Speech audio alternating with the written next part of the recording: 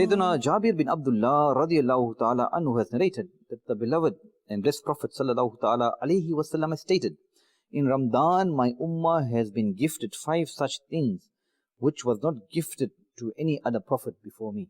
On the first night of Ramadan, Allah Azza wa Jal showers His special mercy upon them, and the one whom Allah Azza wa Jal showers mercy will never be punished. In the evening, Allah Azza wa Jal likes the smell emanating from their mouths due to hunger more than even musk. Angels pray for their forgiveness every day and night.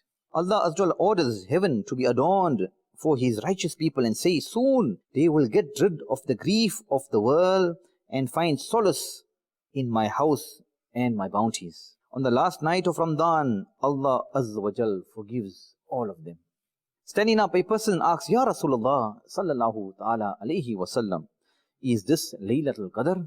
He sallallahu ta'ala alayhi wasallam replied, no. Do you not see that a laborer is given his wage when he finishes his job?